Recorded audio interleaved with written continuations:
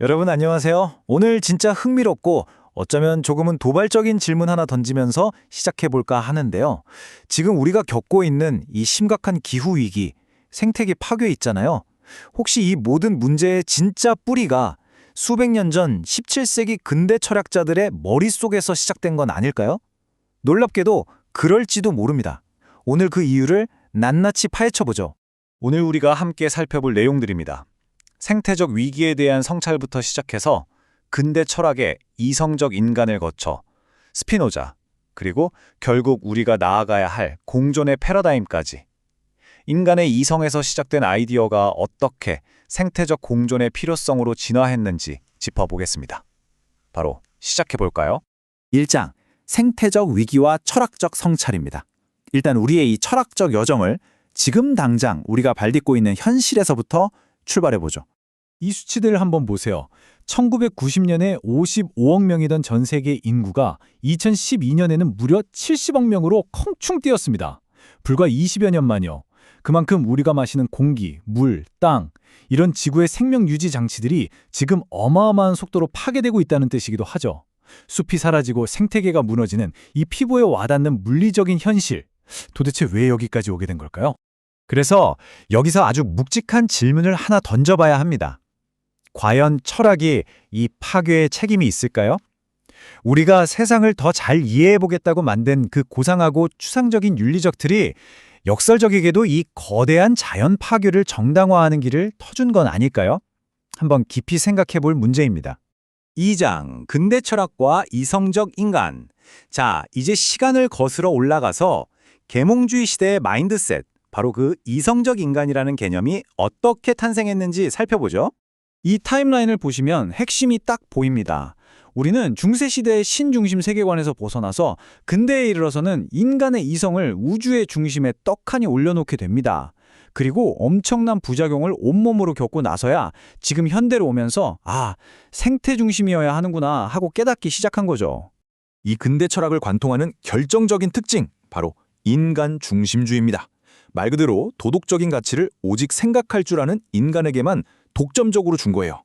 왜 과거 윤리학이 식물이나 동물의 권리를 철저하게 무시했는지 이제 딱 이해가 되시죠?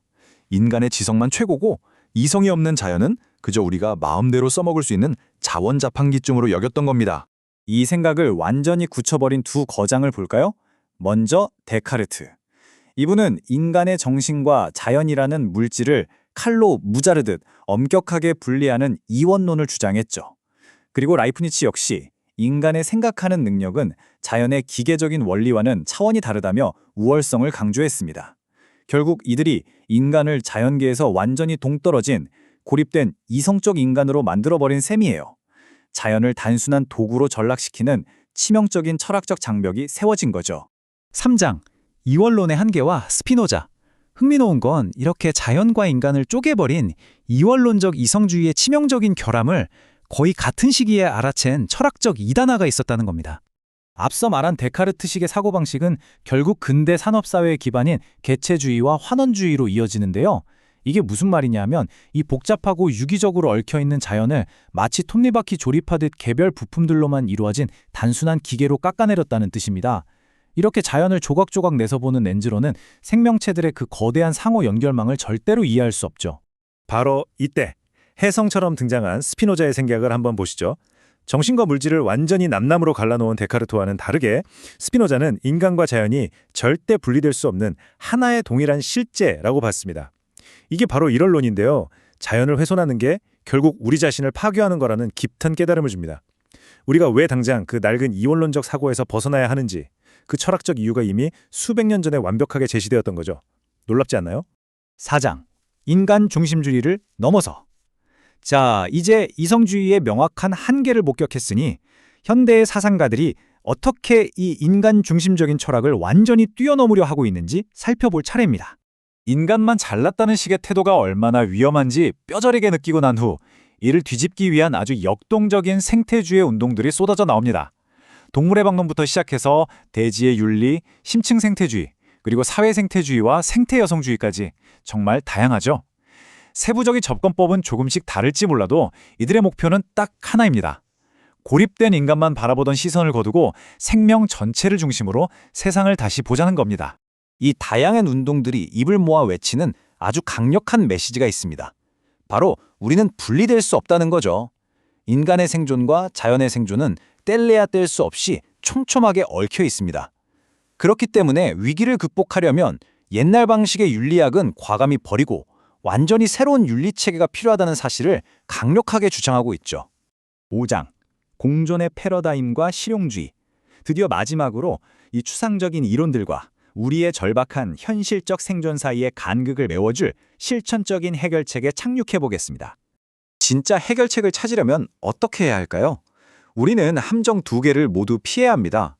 이성적인 인간만 최고라는 고전적인 인간 중심주의도 늪이지만 반대로 인간의 현실적인 삶은 아예 배제하고 자연만 절대적으로 옳다는 극단적 생태 중심주의 역시 우리가 앞으로 나아가는데 방해가 되기 때문이죠. 양극단은 늘 문제를 일으키니까요.